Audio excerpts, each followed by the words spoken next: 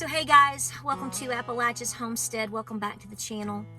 I'm going to try my best to make this video a shorter video in terms of what you're used to seeing here on the channel. There's a lot to say, and I have a lot on my mind. I didn't film yesterday because I'm a little weary right now, and I'm working hard, but my mind is not where I think some people want my mind to be, like, you know, making pumpkin pie and fall leaves and, you know, winter prep for a homestead. I'm not there at the moment, okay? And I ask for you to be a little patient with me on that. I know I've got those persimmons sitting right there. I just could not bring myself to do it yesterday. So tonight I'm going to. I don't know what that video is going to look like. But let me tell you something, okay? Give me a hug. I need it. You need it. There's been a lot of things that I've seen and heard and talked to people about over the last 4 weeks. It'll be 4 weeks tomorrow, that I haven't discussed, and it just didn't seem to be the right timing. And we've been so busy on the go and helping and trying to just maintain, and things just didn't seem to be right. And I think since yesterday I'm starting to process these things, what I've seen, what I've heard, who I've met. Guys, I'm gonna tell you right now, I hope you hear this. In all of this disaster, God is everywhere. God is everywhere right now. I don't know where we are in time and space in terms of God's plan, but I am telling you it's visible. I'm telling you right now that I feel we are being tested. And if you want to experience that, a taste of that test, then I encourage you to come down here to our region. Let me tell you right now, today, October 24th, the leaves are starting to really peak and change. Beautiful weather here in East Tennessee and Western North Carolina. No, I'm not encouraging you to gawk and stalk. But if you want to see what people are going through, take a drive. Bring some donations. Volunteer. We need you, okay? We need you. But at the same time, don't be afraid to see, look, and share. I had someone talk about how they were basically sharing things and it was annoying their friends on Facebook. If you are actively trying to continue to have people remember what just happened a month ago and the things that are still going on here, those people are, first of all, if they get annoyed by that, first of all, they're not your friends. Because a great devastation to people doesn't happen one day and then is gone the next. This region is so traumatized that we're talking about a generational fix. Okay, not a year. I mean, maybe the interstate will be open in a year. But you're talking about everything being transformed so hard that I have said it will be a generation. It's going to be another generation that finally sees this through. Should, God forbid, something else obviously not happen as well on top of it. And we have to pray against that really, really hard because you're in the throes of a massive spiritual warfare. Okay? God is speaking to his people. God is warning us right now. I do not feel at all that this was a natural event. No. You can think what you want. You can believe what you want. You can believe who you want. You can listen to different people with different evaluations of this devastation. Some I've listened to. Some I don't agree with, but they're entitled to their opinions. I think the timing of getting information out is everything. And personally, I believe the last 3 to 4 weeks should have been more focused on it is saving lives. But at the same time, you can't deny what you're seeing. What are your eyes and what are your senses telling you, and what is your gut telling you? Okay? And I'm telling you right now, I don't need somebody's opinion to persuade me into going, there's something really wrong here. There's something really, really wrong here. You're talking about Niagara Falls forced waters coming through multiple rivers. Sorry. With everything else that we've seen happen over the last 3 to 4 years, no, I'm sorry. I'm not going with natural at this point. It could be a combination. Thank you. Could be you're welcome. Okay. Could be a combination of different things, but I'm going to leave it at that. You make your own choices and decisions and do your own homework, okay? I can tell you that the people here feel we've been so busy working that people like me and volunteering haven't absorbed things, but I think it's coming to the point now where people are so insulted by this narrative that this is like basically being overblown. Really? Okay. Have you seen the train tracks just torn out? Have you seen the hundreds of houses gone? Are you hearing the stories of people in the mud? And we want to minimize this? I don't know how people sleep. So, on a positive note, I really want to, again, refer you to Deep River Farm. I've talked about him in my last video, which was day before yesterday, the Project Santa. And he's given a couple of updates this morning. I've listened to a little bit of both of them. I really am enjoying them.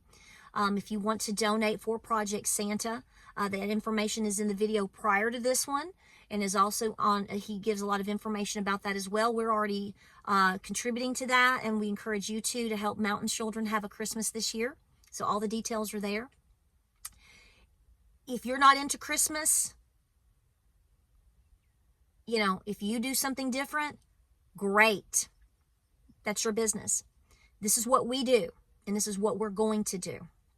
And we're going to save lives, and we're going to save the minds of children, and we're going to feed them, and we're going to do our best, because that's what we do here.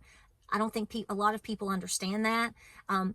East Tennessee and Western North Carolina is basically like one little clique region within itself. And historically it is too. Go back to 1780. Read all about it, girl. I mean to tell you right now. I mean, I'm emotional about Black Mountain, understanding how much devastation there is there. It's going to take me a long time to get there because I-40 is gone.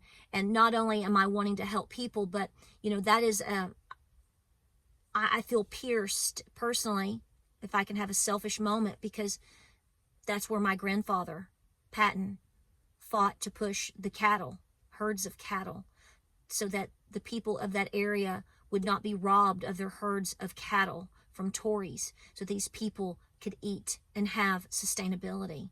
And then when I understand and know the history of these areas, and the people that are there are likely descendants like me, and this is what they're going through when this is the epicenter of the turn of the tide of the American Revolution, from the Watauga all the way down to Kings Mountain and Cowpens, I'm just like, this is like piercing my own personal heart. Not that this is about me, it's not.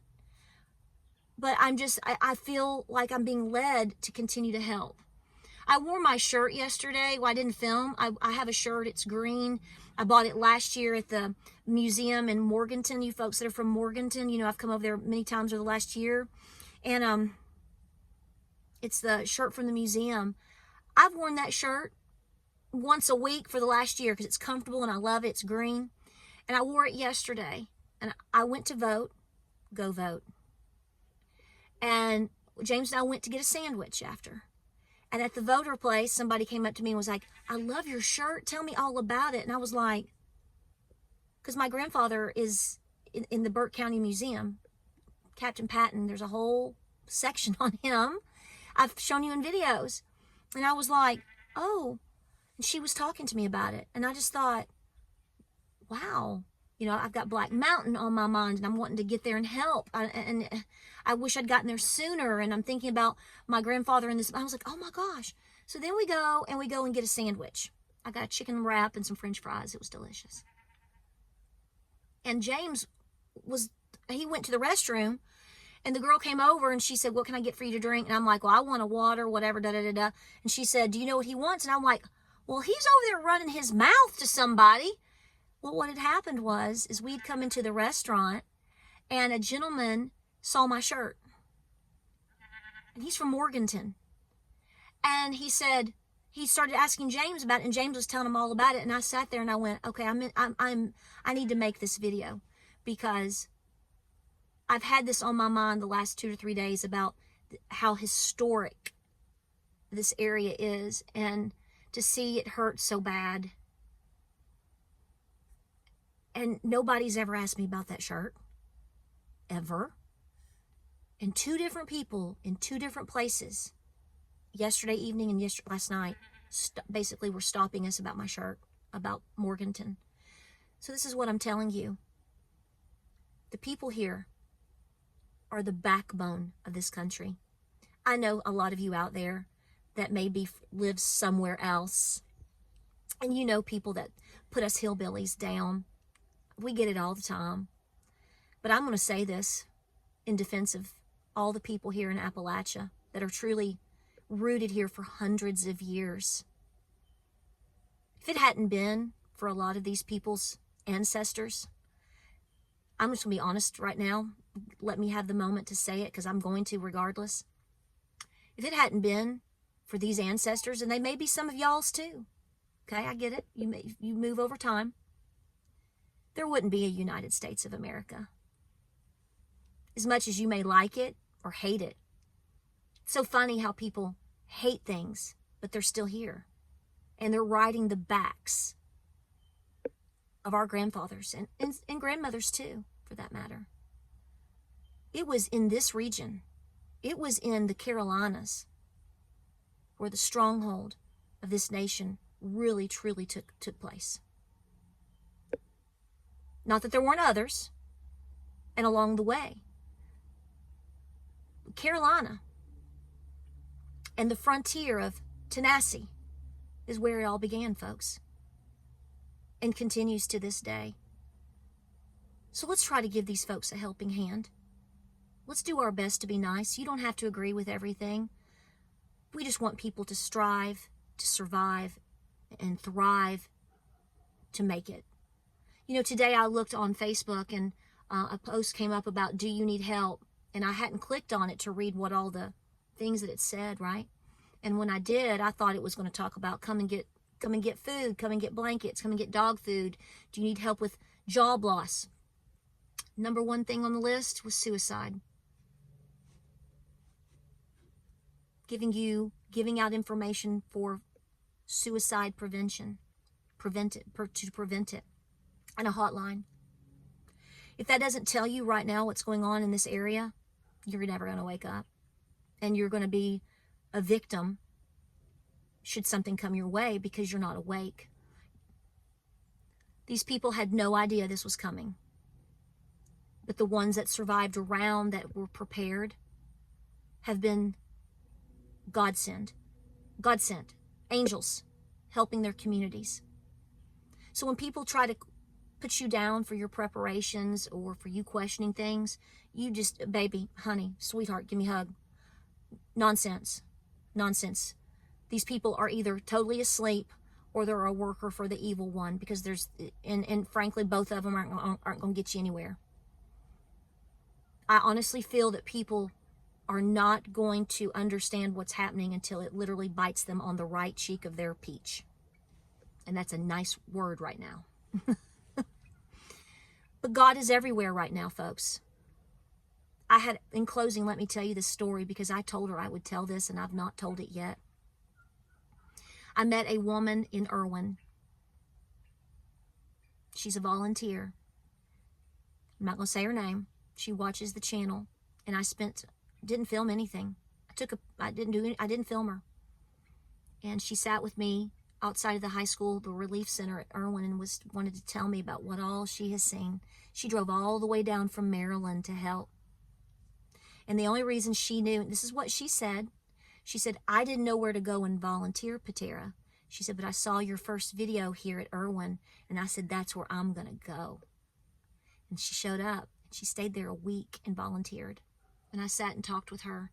She was one of the first people to go and volunteer at, if you've seen the church, I think it's called Riverview. Don't quote me. Riverside or Riverview. Help me out.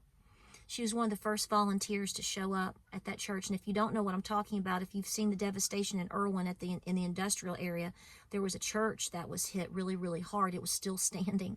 When everything else was knocked out, the church was standing. Now, it was damaged. she started telling me about it. She said the water just rushed through the entire church, and they're rebuilding the inside of it right now. I saw it the other day. Is it Riverview or River? You guys will set me straight.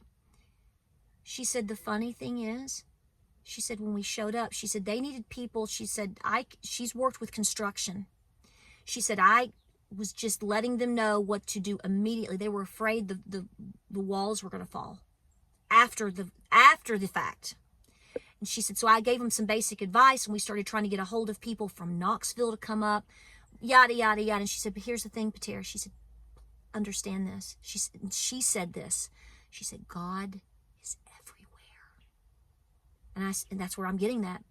And I believe that. And I said, do tell. She said, the water rushed through the entire church. She said, but up on the altar, the hymnal was open. Nothing touched it. She said that should have been swept out. The whole thing should have been swept out. She said you just had to have seen it. She said, God was there. And I was like, okay. And then she started telling me how she and all these volunteers went down and they went through the basement, and they were having to dig out all of this mud. This is the sacrifice, 6 feet of mud. This is the sacrifice that people all around the country are making to make their way here, to see this for themselves. And they're forever changed. And not only that, but I'm telling you right now, the faith of people is in a tug of war. So many people are being restored and are being tested. And the ones that are being tested, we have to rescue them, to give them hope again, so that they can manage. And I'm not in that position, okay? I get it, okay? I didn't watch my child get washed away off the roof of my house, okay? I didn't experience that. But we have to be there for these people. So to deny that these experiences are happening and are still happening to this day in terms of trauma, I don't know how people sleep. So do what you can, folks. Wherever you are right now, do the very best that you can to help yourself, to help your community, to help your family. Don't you back down from nothing. They want you, they want me, they want all of us to back down and take it. I'm not saying to be violent. I'm not saying to not be peaceful. But don't allow this area and all of the ones prior to be forgotten. Not going to happen here.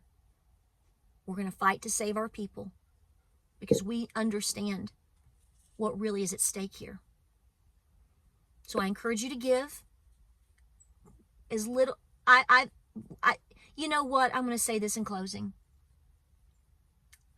I've seen some donations, and the greatest donations are from the people that have the least right now.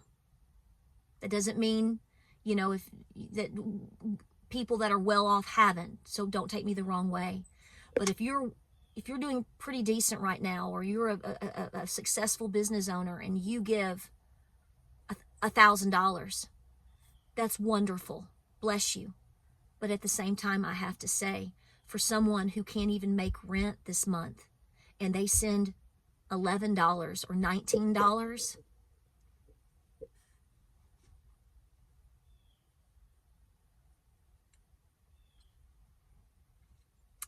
so thank you for letting me have this moment. Maybe I can get back to making biscuits. I plan to get there. Understand quickly that your preparations are top priority, that your willingness to help people is top priority. What goes around comes around. And most of all, please get right with God. You're going to need it, because if this is just a taste of things to come, if things are going the way of what is written, it's going to take everything that you've got, including your spirit and your soul. And you must be willing to stand up to protect everybody. Godspeed. God bless. Thank you for being here. I wasn't going to do it this long or cry. Shake it off, right? Get back out there. Like, subscribe, and share. Pray, prep, and be peaceful. I love you guys. Thank you for letting me talk. And believe me when I tell you, there are more stories that I haven't told, and I will tell. It's hours of content. I'll see you on the next video.